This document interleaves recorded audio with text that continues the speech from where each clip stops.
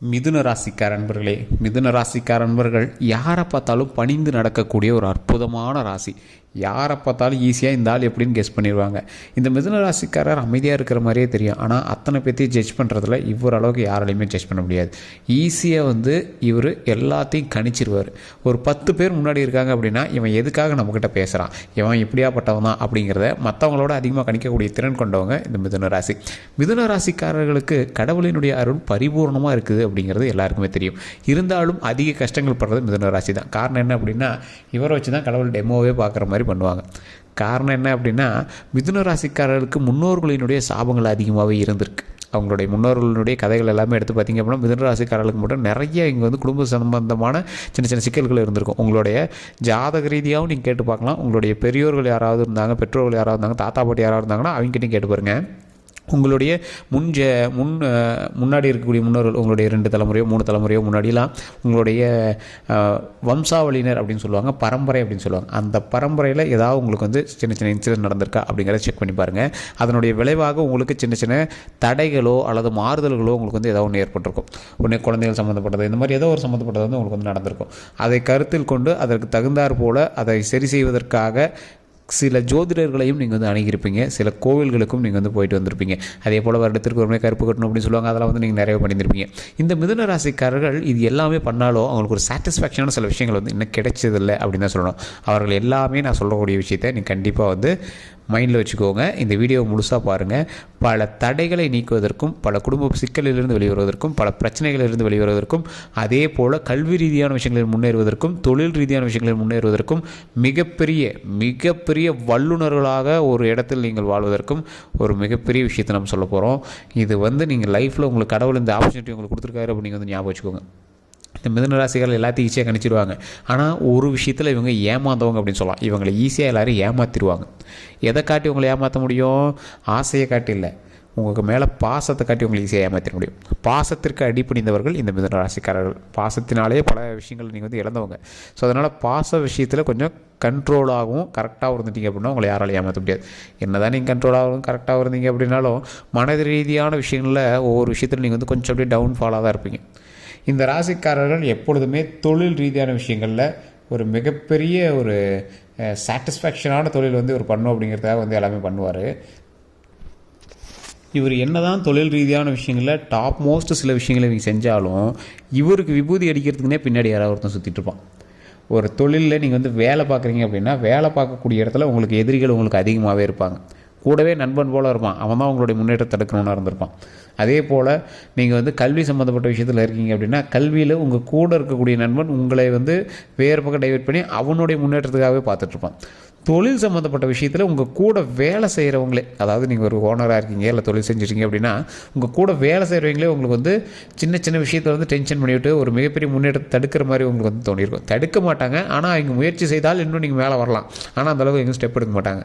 இது உண்மை அப்படின்னா நீங்கள் மறக்காம கமெண்ட் செக்ஷனில் பதிவிடுங்க. இந்த மிதுன ராசிக்காரர்களுக்கு மட்டும்தான் இந்த மாதிரி விஷயங்கள் அதிகமாகவே நடந்திருக்கு அப்படின்னு சொல்லலாம். இந்த ராசிக்காரர்களுக்கு கல்வி சம்மந்தப்பட்ட விஷயங்களில் நிறைய விஷயங்களில் தடை ஏற்பட்டு தான் அந்த கல்வியே நீங்கள் முடிக்கிற மாதிரி இருந்திருக்கும். முன்னொரு காலத்துலேயே இருந்தாலும் சரி, இப்போ இருக்கக்கூடிய காலத்துலேயே இருந்தாலும் சரி, ஏதோ ஒரு படிச்சுட்டு இருப்பீங்க, அதில் ஏதோ ஒரு சின்ன சின்ன டைவர்ஷனால் நீங்கள் கல்வி மாற்றமோ இடமாற்றமோ இல்லை கல்வி கம்ப்ளீட் பண்ணாமையோ ஏதோ ஒரு விஷயத்தினால மாறி மாறி நீங்கள் பண்ணிக்கிற மாதிரி இருக்கும். ஸ்கூல் லைஃபே பாருங்கள், ஒரே ஸ்கூல்லேயே நீங்கள் கம்ப்ளீட் பண்ணுறதுக்கான வாய்ப்புகள் கொஞ்சம் கம்மி தான். அதே போல் கல்வியே நீங்கள் முழுசாக முடிச்சிருக்கீங்க அப்படின்னாலும் அது கொஞ்சம் கம்மி தான். அதிகமாக இந்த கல்வி முழுசாக முடித்த மிதுன ராசிக்காரர்கள் கொஞ்சம் கம்மி தான்.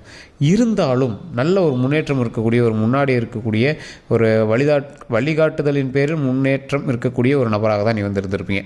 இந்த ராசிக்காரர்களுக்கு தொழில் சம்மந்தப்பட்ட விஷயங்கள் எந்த அளவுக்கு மேன்மை கொண்டு வருதோ அந்த அளவுக்கு தொழில் ரீதியான விஷயங்களில் கவனமும் இருக்கணும் அப்படிங்கிறத நீங்கள் மைண்டில் ஞாபகம் வச்சுக்கணும்.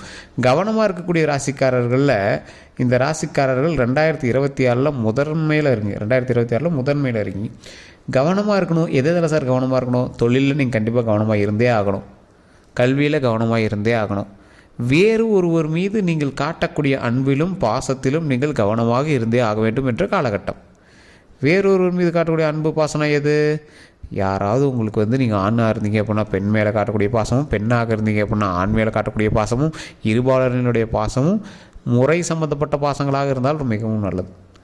அதாவது ஒரு சின்ன இது நீங்கள் தப்பாகவும் எடுத்துக்க தேவையில்ல. ஏதாவது ஒரு அஃபேரோ இல்லை வேறு ஏதாவது ஒரு புறம்பான விஷயங்கள் இருக்குது அப்படின்னா அதை நீங்கள் சரி பண்ணிக்கிறது பரவாயில்ல. காரணம் என்ன அப்படின்னா உங்களுக்கான கெட்ட பேரை உருவாகுவதற்கு அது ஒரு விஷயம் காரணம் அமைஞ்சிடக்கூடாது.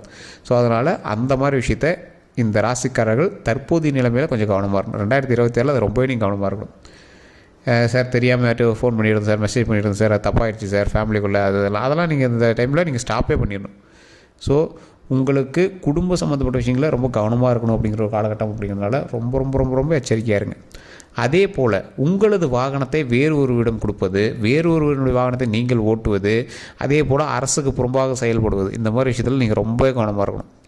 வேறு ஒருத்தர் வண்டி எடுத்துகிட்டு போகிறீங்க, ஸ்பீடாக போகிறீங்க, ஹெல்மெட் போடாமல் போகிறீங்க, சீட் பெல்ட் போடாமல் கார் ஓட்டுறீங்க, ஒன் வேல கார் ஓட்டுறீங்க, இந்த மாதிரி ஏதோ ஒரு அரசு சம்மந்தப்பட்ட விஷயத்தில் ஃபைன் கட்டுவீங்க.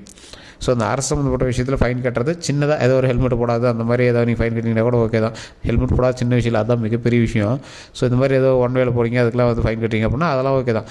ஆனால் வண்டி சம்மந்தப்பட்டது, ஏதாவது பணம் எடுத்துகிட்டு போகிறீங்க, ஏதாவது ஒரு லேண்ட் விஷயத்துக்கு போகிறீங்க, அதிக பணம் எடுத்துகிட்டு போனால் லாக் ஆகிடுறீங்க, இந்த மாதிரி ஏதோ ஒரு பெரிய பெரிய அரசு சம்மந்தப்பட்ட விஷயத்தில் வசிக்கிறதுக்கான வாய்ப்புகள் அதிகமாக இருக்குது. அதை கொஞ்சம் கவனமாக பார்த்துக்கணும்.